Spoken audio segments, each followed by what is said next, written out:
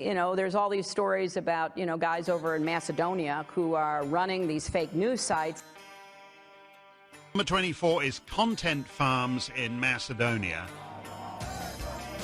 Бидејќи ако се направи грешка, таа ќе биде кобна. Нема враќање назад. So Europe need to remain more sexy lady in the world. Ајде, мајката! Господа ја чува Македонија и низините граѓани. With very little prompting from political parties on the right or left, Macedonians from all walks of life, class, and political persuasion, and for the past nearly 10 days and in the tens of thousands, have been protesting and demonstrating peacefully in front of the Macedonian government and parliament against the proposed French-Bulgarian proposal that is now before Macedonia. Macedonians around the world are also protesting and demonstrating. It's worth reiterating that this proposal would, if the Macedonian parliament accepts it, demand that Macedonia changes its constitution yet again to include the Bulgarians in it, and without reciprocity, crack down on so-called, quote, hate speech, unquote, whatever that is, align Macedonian history and therefore schoolbooks, curriculum, etc., with the Bulgarian version of history, and more. In short, Bulgaria demands that Macedonia commit identicide, to coin a word. And what does Macedonia get in return? Maybe a date to start EU accession talks sometime in the distant future, whereby Bulgaria can continue to block Macedonia's accession because now Bulgarian demands are a part of that very process to join the EU. Like with the so-called Prespa agreement before it, there is a stream of internationals from the West basically demanding that Macedonia accepts this proposal while couching their words in the language of Orwell's Animal Farm. As Squealer told the animals, quote, "No one believes more firmly than Comrade Napoleon that all animals are equal. He would be only too happy to let you make your own decisions for yourselves. But sometimes you might make the wrong decisions, comrades, and then where should we be?" Unquote. At the very least, it is satisfying to see such creatures as Nikola Dimitrov, Florian Bieber, Srdjan Sivic, and others who so vociferously supported the so-called Prespa agreement now come out denouncing the proposal. One can bet they will no longer get invites to American embassy events. We'll discuss all of this and nothing more on this episode of the Macedonian Content Farmers Podcast. I'm Jason Miko, coming to you from the foot of the Catalina Mountains in Oro Valley, Arizona. And this is Cvetin Suleimanov in Skopje, Macedonia. How you doing, Cvetin? Good. Getting ready for tomorrow. Big day ahead of us. Yes. So let's start with the timeline here. Today we're recording this, episode number 140, on Wednesday, the 13th of July, 2022. So in theory, von der Leyen, Ursula von der Leyen, is one of the many internationals I just mentioned that internationals are pouring in. She's coming to Macedonia tomorrow to talk to the parliament, I believe. And then what happens next? They want to put it to the vote tomorrow. So there was a lot of talk about this, and they'll do it next week, probably to diffuse the protests, and then just they announced that it's coming down to the wire tomorrow. So von der Leyen will be there. She will address the parliament, and representatives will speak apparently with her present. And then they'll put it to a plenary vote, and it will likely be adopted with more than 61 votes in Parliament. I noticed a tweet yesterday from Dana, I guess it's Dana Spinot, Deputy Chief Spokeswoman and Director for Political Communication for the EU Commission. She tweeted yesterday, President von der Leyen will travel on Thursday, 14 July to Skopje, where she will deliver an address, quote, in a solemn session of Parliament, unquote.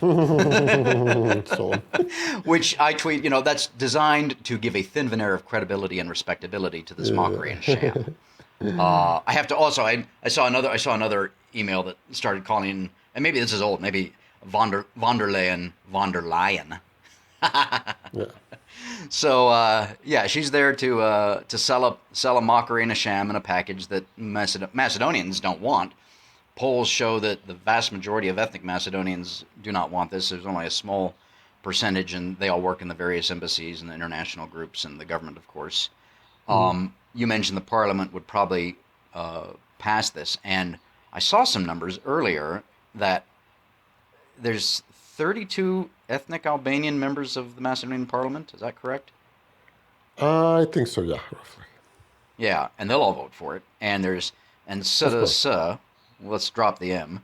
SDS has 32 members. So, and I think you tweeted or somebody tweeted that basically the Albanians are determining the Macedonian identity in this.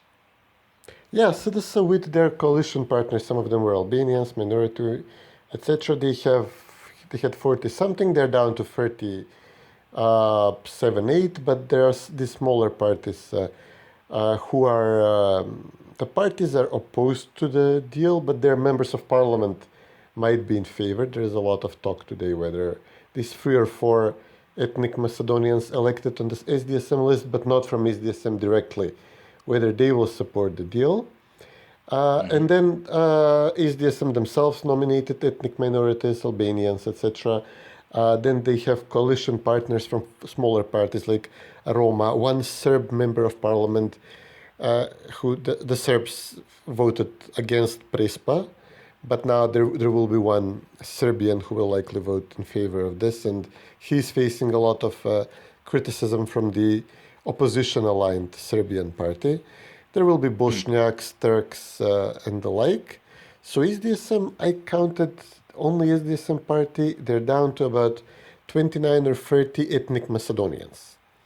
Wow. Out of 120 in parliament. So this will be adopted, let's say 65 to 70 members of parliament. It's very likely that less than half of those who vote in favor will be ethnic Macedonians. And obviously the treaty directly influences only ethnic Macedonians. It, as you said, would condition the country's EU integration with the process of redefining Macedonian history and national identity along the Bulgarian demands and the Bulgarian lines. So obviously, it does not really hurt anybody else in this country except for ethnic Macedonians. And a poll showed that among ethnic Macedonians, the division is about, I think, 75 to 15. Opposed to those in favor of the deal, of the proposal. And in the overall country, I think under 30% were in favor. So if you add all the minorities, Albanians, it's still less than a third of the population who support the idea. And it's going to be a very, very damaging move for interethnic relations that the majority of the people who will vote for this in favor of this tomorrow will be ethnic Albanians, and then some Roma, Turks, and the like. And we famously have this arrangement in the constitution that we cannot adopt a law that affects ethnic matters that would be linked to the ethnic identity of the minority groups.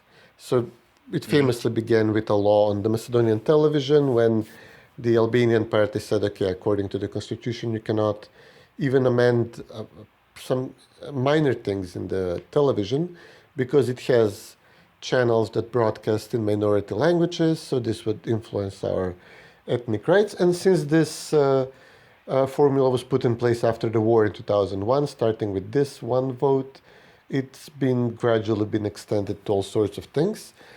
So we need to have the majority of ethnic minority members of parliament voting in favor of anything that could influence ethnic minorities, their ethnicity, their culture, their right to self-determination. But nobody thought to put a provision that the majority Macedonians would also be protected, because we all assumed that the SDSM would not be such sellouts and that they would protect some minimum, red lines for Macedonian identity. But now we're having a situation in reverse, that the minority members of parliament will all gang up with a smallish group of ethnic minority members of parliament from SDSM and ethnic Macedonian members of parliament from SDSM, and they will adopt this roadmap, this negotiating framework for the European Union, which will directly tie every step of the way, which will probably take a decade or more, and will cover all sorts of walks of life in Macedonia: culture, internal affairs, environment, industry, labor laws, whatever. Everything will be tied to Bulgaria approving it from their lens of national identity issues, and we as Albanians as a country Bulgarians as a country want to redefine Macedonian national identity. Right, that's a good summary. And what you're referring to, I believe, is the Badinter. It's not a law, it's the Badinter... Constitutional principle, it's in the Constitution. Okay, right, yeah. And I don't know how is the Badinter, is it in the Constitution? Yeah, of course, after the war it was adopted that we need to have... Okay. So you can form a government without the ethnic minority members supporting the government, a majority of ethnic minority members, but you cannot adopt... There is a commission which determines which laws need to be adopted with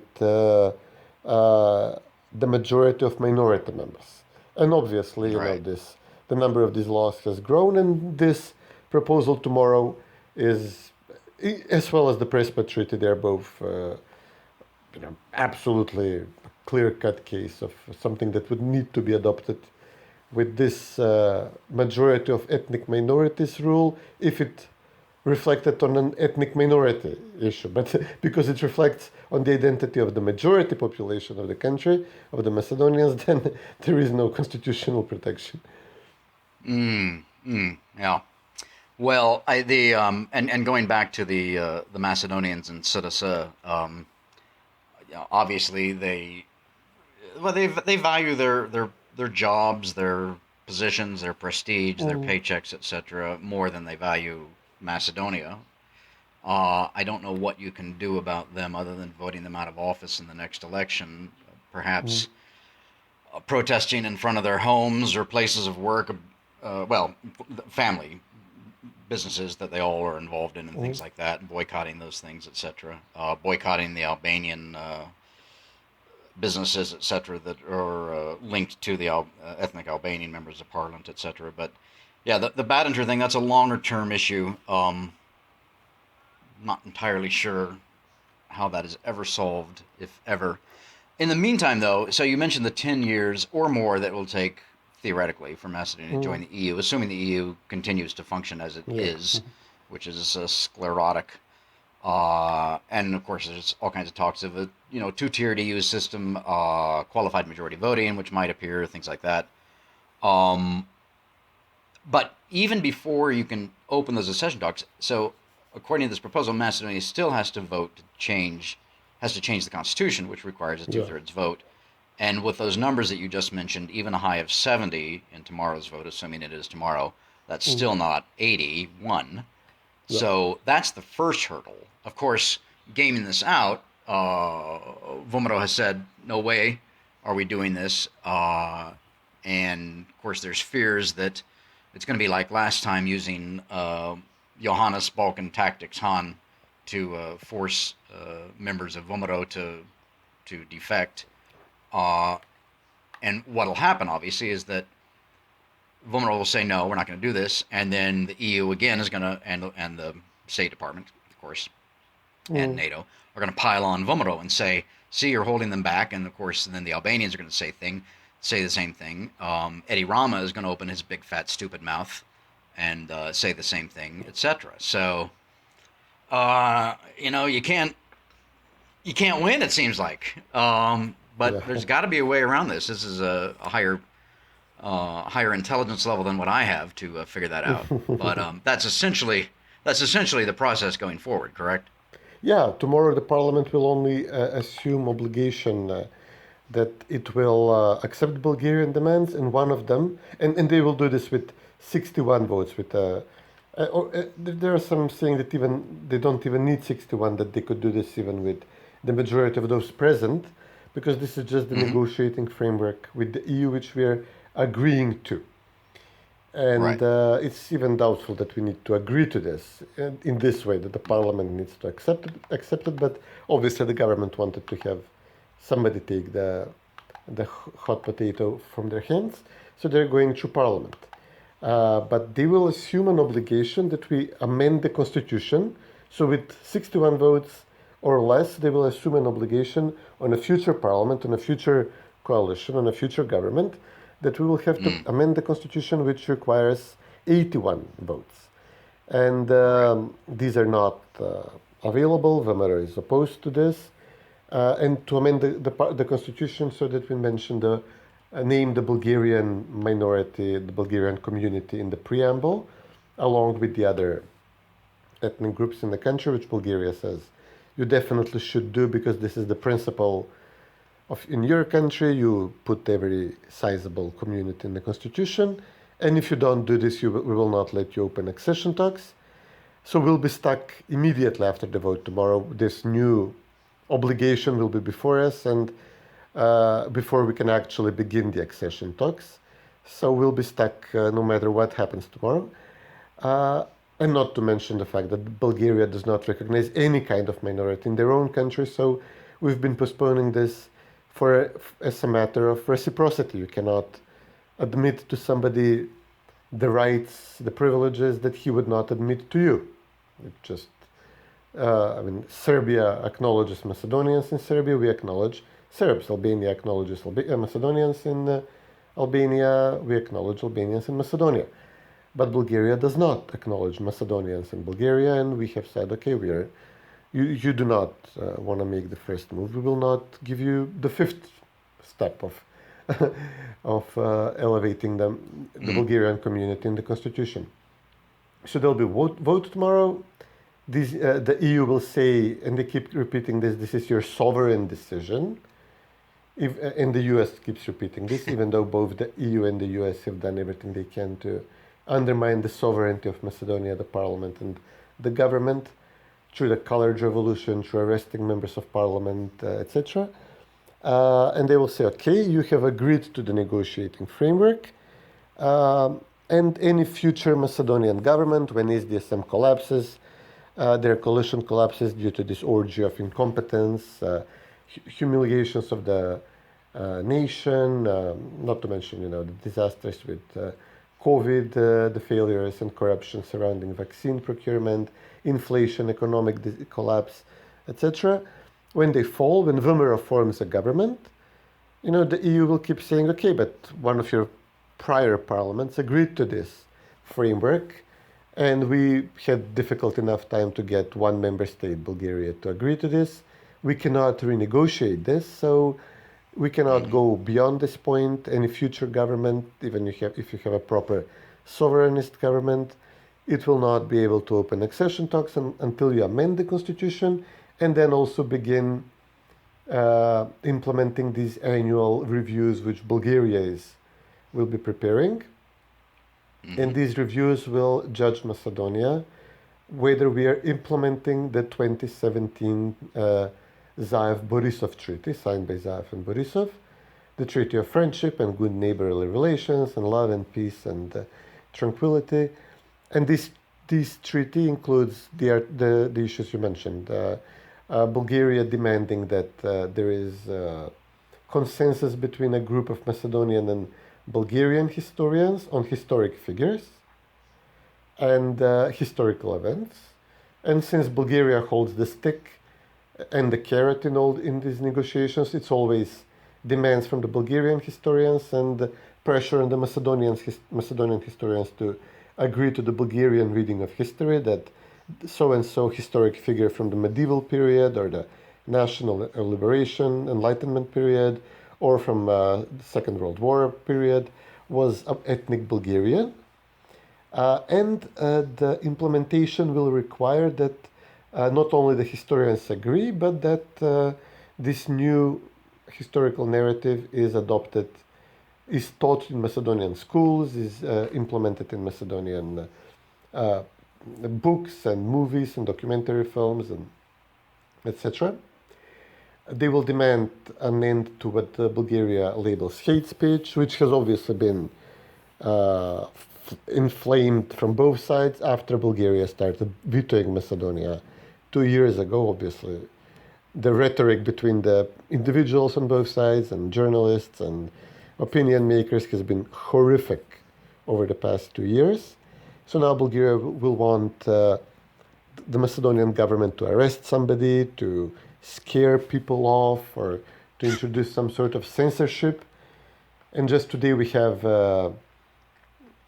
an organizer of the protests against the Prespa Treaty, and Bogdan Ilievski, he said that he just today received a note that a Bulgarian organization in Macedonia has reported him to the Anti-Discrimination Commission. So this will be one way of in which this will be enforced. Another will be just proper, full-on criminal charges for hate speech if you are not couched enough or not walking on eggshells enough when criticizing this treaty and the Bulgarian demands. And what are the other demands? That we open the secret police files. Okay, no objection here on my part. To reveal the extent of the communist era attacks, assaults on political dissidents. But there will be an interesting twist in this because the pro-Yugoslav, pro-Serbian secret police under Yugoslavia, they loved to label all dissidents, even if they were proper Macedonian nationalists wanting a Macedonian nation state separate from Yugoslavia, or if they were anti-communists, like wanted free markets, individualism and all that good stuff. The police loved to label them pro-Bulgarian.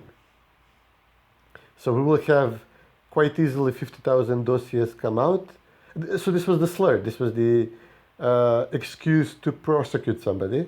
Just say he was collaborating with the Bulgarians during the war. He has pro-Bulgarian tendencies. He's Vancho Mikhailovism. That's a supporter of Vancho Mikhailov. We are investigating him for Vancho Mikhailovism, the former VMRO leader during the war.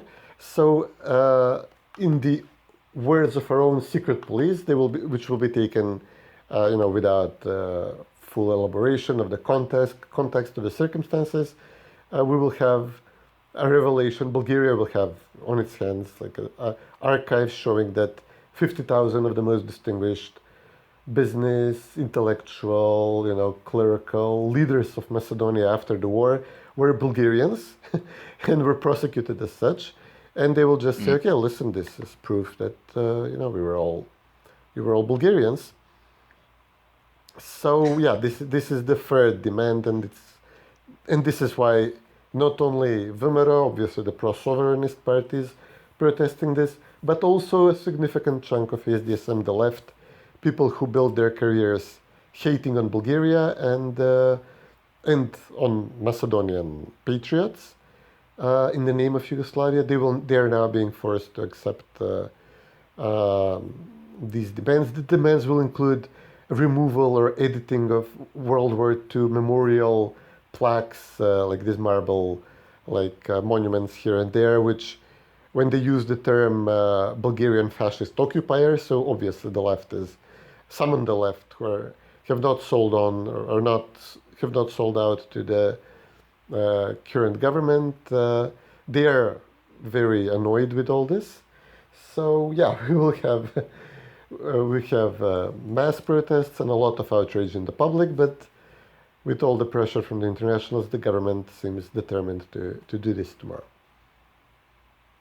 That's an excellent summary there. And a couple of things I want to touch on. First of all, the issue of free speech. And again, I've said this many times in this podcast and written about it. And I know that Europe itself as a whole doesn't really believe in free speech, which is unfortunate because that's one of the pillars of the American democracy and way of life.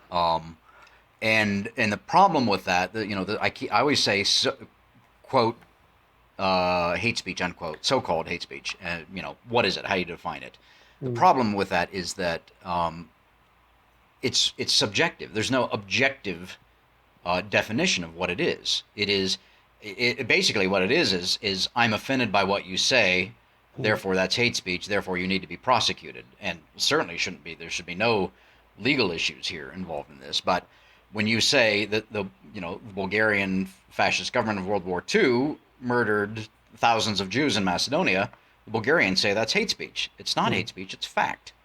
And they're going to use that as you've just pointed out, and they will be continuing to use that. So that's number one. Number two, I want to make a point, going back to the internationals. What amazes me is just how quickly all this came together with the so-called Prespa. That took after the elections of 2016, in which Vumero actually won but couldn't form a government. Then Sedasa under Zaev and Ali Ahmeti took over, and then it was several years before the so-called Prespa agreement was passed.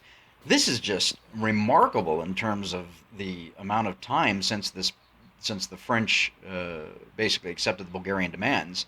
It's amazing how quickly this has happened.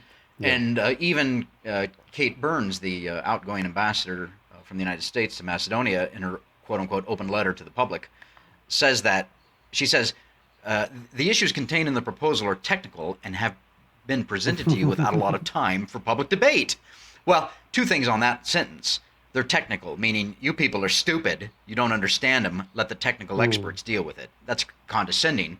She is, of course, the great white mother ascending from on high to come down and scatter crumbs amongst the peasants, essentially is what she is, pissing from great heights on Kale down on the Macedonians. We understand that it is not what you would have drafted if you had been able to unilaterally dictate the terms, but it is what the Bulgarians have dictated. So then she gives a few more crumbs, but it recognizes the Macedonian language and identity and protects them from further challenges, which is a load of horse shit, and she knows that. It's amazing when you read her letter how closely it resembles the language of everything these internationals said leading up to Prespa. It's the exact same words, and then going back, of course, to the issue of what Squealer said. Yes, of course you get to make your own decisions, but what if you should make the wrong decisions? Then where would we be? I mean, I love that there was a tweet going around the other day. American flag imagery. Choose what's best for you. Macedonian flag imagery. We have chosen. American flag imagery. No, not like that. Choose again. And it's the same thing. So, how do you deal with these, let's call them what they are, little dictators? That's what they are. The American ambassador, the American State Department. And as an American, this really gets me worked up, because what the American State Department and what the American Embassy in Macedonia on Kale and what the American ambassador are doing is they are destroying the credibility and the legitimacy and the respectability of the United States of America. I know that Macedonians love America and much of American culture. There's much to be not like as well, but any Macedonian offered an American passport and $100,000 would be here in a heartbeat. But this does not do anything to increase the respect and credibility and legitimacy of the American government, for sure. It does the opposite. And if she thinks that this is being persuasive, she is an absolute bloody damned fool. And, it's just every single American ambassador does the same bloody thing. And it's not just the Americans, of course. We've seen the EU. We got von der Leyen come in, and then we've seen the various tweets from the Dutch, the Germans, the French, and all of the others. And it just chaps my hide. Okay, so that was number one. Sorry, I'll get off my little rant there. Second issue, of course, is second issue, longer term, of course, that we haven't touched on. Well, first of all, you mentioned that people from the left are joining, and I think I mentioned it in the monologue, people from the left are joining the protests. We see Nikola Dimitrov, Florian Bieber, and others that are saying, and actually it was Nikola Dimitrov and Florian Bieber came out yesterday with an essay, I guess, that said this is I think they call it a rotten deal, which is funny because Nikola Dimitrov is the author of Prespa, and Florian Bieber was its greatest cheerleader, one of its greatest cheerleaders. Yeah, they're still attacking the people who were right about all these issues from the start. We've been talking about this for years, that the treaty that Zaev signed is not being implemented, and Bulgarians are technically in the right.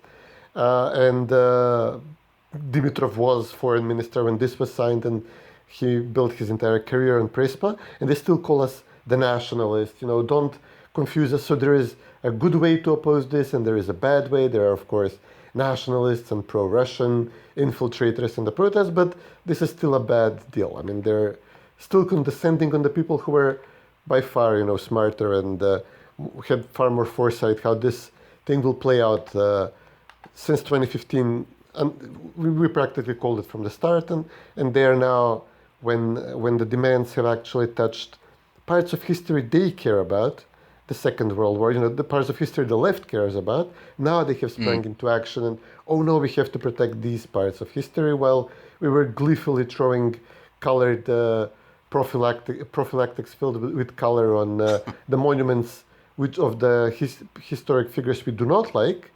But now let's please all unite in protection of the Second World War and the partisan movement, and we don't want the Bulgarians taking away our grandfathers' monuments. But yeah, please continue. I mean, just wanted to make this clear that even in this horrific defeat for the colored revolution and left-wing gang, they still want to be aloof and talk to us from high. Yeah, you're absolutely right.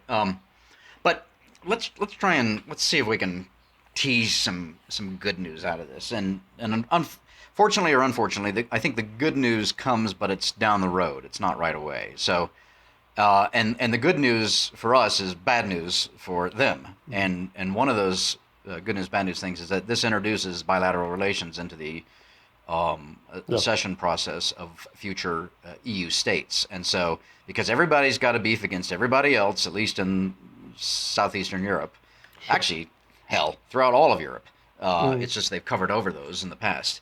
But because everybody's got an issue with somebody else, this means that future current members or future current members that get in can block other members, and I hope they do. I want to see. I want to see this play out in the future with greater deal of trouble and problems within the EU and within future member states. But note that in the framework, a little commented on article, which actually a friend of ours spotted, it says that we will not be able to do this. I don't know how, if it's going to be, when we become a member, that we will not be allowed to block future countries, future candidates. This is obviously put in place for Serbia, not to block Kosovo. So if they let Serbia in, that it won't block Kosovo, not for us. But it's in our framework as well. And very few people have remarked on this, but it's interesting that they put it there. Yeah, that is, and that's, I'm not a lawyer, so that's for legal minds to figure out, and we'll see. But I do think it creates problems down the road, and I hope it creates problems down the road. Sure. I don't want to be part of the misery loves company crowd, but that's what it does as a practical matter, I think. The second thing is that, and you got to take the long view on this. We Americans are not very good at taking the long view. We're very short-term thinkers, and I think Western Europeans are as well, though less so. But if Macedonia is finally in a European Union of sorts, whatever that might be, 20 years from now, if NATO still exists, if World War III hasn't happened, if the second coming of Christ has not occurred, if what's to stop Macedonia at that point from, essentially ripping up all these treaties and agreements and things like that? I don't think, I think Macedonia could do that. Again, this is all legal stuff and whatnot, but I think you can literally figure out a way to do it. Maybe not literally rip them up, but return to the status quo ante of, say, 2015, 2010, sure. Where. So now the question is, though, if that's 20, let's just call it 20 years from now, the question is, and I think the Bulgarians are thinking this way, certainly the Greeks are thinking this way, perhaps the Albanians are thinking this way, 20 years from now, is the Macedonian identity still strong? Or has it been watered down completely by these things that Bulgaria and the EU, essentially, and the State Department have demanded that Macedonia do? I can't answer that question. What I can say is what I wrote in my most recent column, Testify, and that is that, as a result of all these attacks, I think Macedonians have really woken up and certainly risen up, and you see these Macedonian flags, especially the Star of Kutless, flying all over Macedonia and the world, You see children, with the flags. You see parents talking to their children. We know that parents are talking to their children at home, no matter what the schools eventually teach. We see the songs, this resurgence of Macedonian consciousness, which is, that's a human thing. Whenever something like that is under attack, obviously it's going to bloom and blossom and flourish. So, it's kind of odd that and it's a shame, but again, it's human nature, and human nature doesn't change, of course, contrary to what our friends on the left think, that it has to be under attack for it to flourish. It would be nice to see it flourish no matter what, whether it's under attack or whether it's secure. So, but again, that's just human nature. So, going back to what I said a moment ago, 20 years from now, assuming, and there's a lot of assumptions, and whenever you assume, you make an ass out of you and me. That's the word assume. I don't know. We'll see. For right now, for the immediate future, for the next couple of weeks and months, and then going beyond that, it's just people are just going to have to buckle down, and I think the demonstrations should continue no matter what happens in Parliament tomorrow or the next day. I hope they do. I hope there's early elections. I hope SDS falls. I hope Ali Ahmeti meets his demise soon, whether that's in The Hague or in a grave, because I think he is one of the most destabilizing factors in Macedonia and the region. Yeah. I don't know. Was any of that good news? I said I wanted to try and tease some good news out of this. Well, the good news is that SDSM is collapsing for real. I mean, they rejected this proposal initially when it was made. So they were negotiating with the Bulgarians, but they left the negotiations to Bujar Osmani, who really does not care about Macedonian national identity. They were counting on the fact that Bulgaria had some kind of like moderate-ish coalition, but in reality, even the most diehard SDSMs in the end acknowledged that Bulgaria was playing good cop, bad cop. They had the good guys on one side, while pretending to be in fight with the bad guys, the more nationalist parties in their coalition, and in the end, it was the goodest coalition member, the smallest, most moderate coalition member, making this proposal to Parliament and then turning to Macedonia and saying, if you reject this now, the next proposal is going to be much worse. And then SDSM realized that they'll have nothing left to... They will be defeated, like with Prespa, so the opponent will get everything the opponent wanted. They turned to the US, but Bulgaria is selling artillery shells to Ukraine and expelled 75, I think, Russian diplomats while the negotiations were ongoing. So there is no way that the US would put any pressure on Bulgaria to get a better deal for Macedonia. We cannot match this in any possible way. So the deal is the worst possible for the government. They're hoping on this one victory. So SDSM insisted that in Prespa, the one victory against the Greeks is that it mentions the word nationality, and it defines it as Macedonian / citizen of the Republic of North Macedonia. This obviously means citizenship, not ethnicity. Nationality in this case does not mean ethnicity. But SDSM insisted, listen, we want a clear designation of our ethnicity, which the Greeks would never use for us, and more we see it replaced with North Macedonians instead of having just Macedonians used. So this was their big victory in Prespa. Now they're saying that they scored one big victory against the Bulgarians in this treaty, in that the EU agrees that it's signing future treaties and translating this in the Macedonian language, while Bulgaria does not recognize the existence of a Macedonian language. Historically has not recognized this. It has claimed that it is a dialect of the Bulgarian language. And Bulgaria will just submit like a separate statement to this framework, saying that in our view, this is a Western Bulgarian dialect, only codified in 1944. It's a recent language, not a historic language, blah, blah, blah. But this does not mean that in the end of the negotiations that the Macedonian language will be an official language of the EU, something that Bulgaria has rejected all along. And it also, if Bulgaria gets its way on everything else, so if in all the authors using from Macedonian history are declared as Bulgarians in our own textbooks, which is another demand which we are agreeing to, the government is agreeing to, then in the end, even if they say, okay, you have a language since, a formally recognized language since 1944, but before this it was all Bulgarian, it will be a victory without any substance. So it will just be like you're currently designating this language as such, but historically they will want our children to be taught that it was Bulgarian language, that all the heroes from our past were Bulgarians, that we were all Bulgarians. So they will recognize that we are ethnic Macedonians, that we currently self-identify as ethnic Macedonians who currently speak a language recently codified as Macedonian language, but that historically we were Bulgarians who spoke Bulgarian. And they hope that over decades of learning this through schools, we will, ourselves grow with this cognitive dissonance. Yes. And for this to work, obviously Bulgaria will want the accession talks to last as long as possible, because once we're in, we can all throw all this stuff out the window.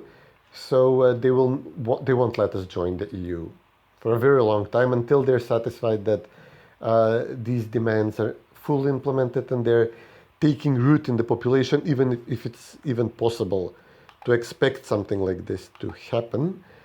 So SDSM rejected the deal. It was so bad that the government rejected it. This was at the end of June, when the French presidency was at its end of the European Union. There was talk, remember, that Prime Minister Kovacevski will not even travel to Brussels to discuss this. Then there was this testy press conference between Kovacevski and Edi Rama and Vucic, the leaders of Albania and Serbia. They were very indignant of the treatment from the EU. And then days later, Kovacevski was invited to the USS Harry Truman in the Mediterranean. And he came back and he said, okay, I accept this. This is a good deal. They changed 2 words in the whole text. And now everybody has to call this the revised, improved, the much better new French proposal, blah, blah, blah. But in reality, the US completely sided with Bulgaria. The Brits are currently not present, obviously. Their government collapsed, but France siding with Bulgaria against us.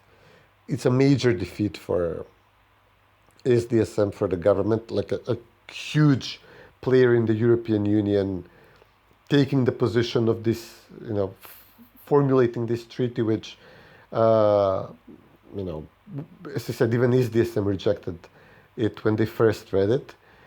So it's Germany's also on board now, even though SDSM was hoping that the social democratic government in Germany will help them.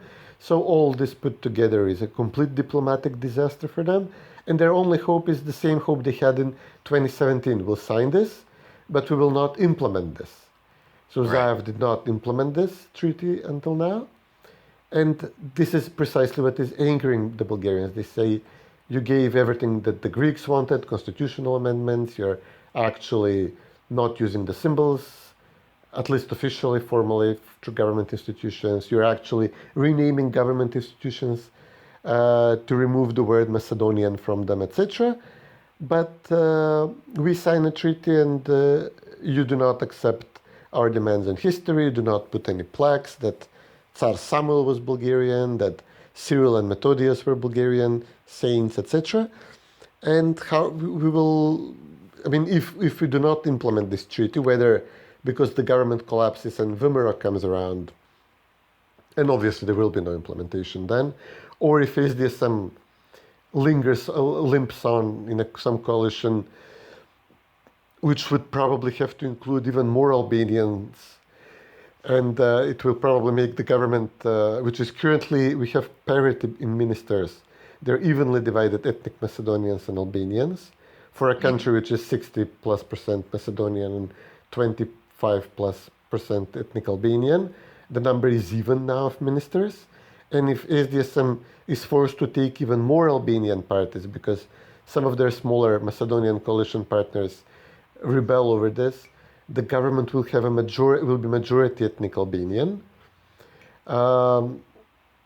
So even if they limp on in some form, but still do not implement the treaty, any future Bulgarian government, whether it probably will not be more moderate than what we have now, this outgoing government, so it will probably be more nationalist, will obviously demand full implementation, and if we drag this on for a year or two, they'll come back even angrier, and it will make matters even worse.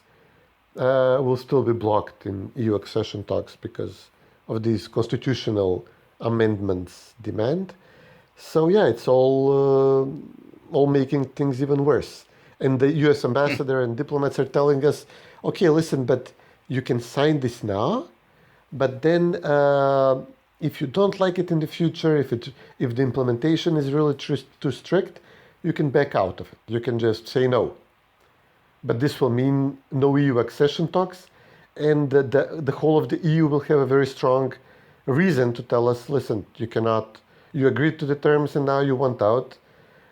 Before, when Vimera was negotiating with the Greeks, the EU was very careful not to, we would not accept, obviously, and the EU was careful not to include identity issues in the negotiating framework. They never could agree to say that, listen, we are forcing this candidate country to make changes to its identity.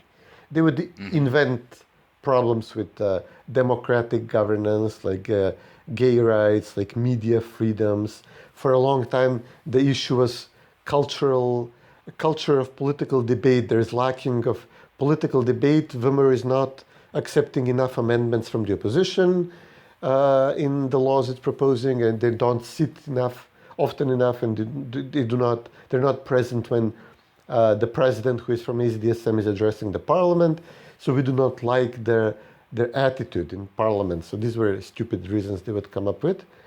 But now the EU, as you said, this is good news. I mean, now the EU is out in the open and says, okay, we're blocking them because of their identity. So, and this is happening on SDSM's watch. This horrific diplomatic defeat is coming on their watch. And that's the good news, that SDSM is being divided over this. As a party, they're seriously hurting. The next elections will be wipeout for them. And I don't like being put in the same camp, like going to protest with some of the people who are going to protest, people who are strong supporters of the colored revolution. But now they say, oh no, wait, this has gone too far. Like, no kidding, right? No shit, yeah. Sherlock. But yeah, I mean, that's the good news, that we're having the party and the policy of appeasing our neighbors, which was supposed to result in more respect and better relations between us. The policy and the party which was advocating this policy are being defeated day by day, and they're horrific defeats on them. So probably we cure the Macedonians from this thinking, from this type of thinking. That's the only good news here. All right. Well, let's end on that. That's a hopeful note. Political parties actually do come and go. Anybody remember Pasek in Greece? So they do come and go. So let's hope that Macedonians wake up and see what Syriza has done over the years to Macedonia and what they're doing right now. So, all right. Well, we'll reconvene in a couple of weeks when this thing has moved forward and see where we are. This all could be mute. I mean, by tomorrow, we post this evening, but tomorrow it's possible that something horrible happens and everything is out the window, or also that SDSM is hoping that this goes through Parliament. There are significant protests for a while, but because implementation will be so long in the future, both changing history books and amending the Constitution, SDSM will then return in a few weeks and say, listen, you protested for nothing, nothing is changed, the sun is still shining and the birds are singing and etc. So they'll try to drag this out and hope that people will forget about this. Right. Well, we will see. All right, I got to run. Great talking to you. Sure. Yep, definitely. You too, buddy. Take care.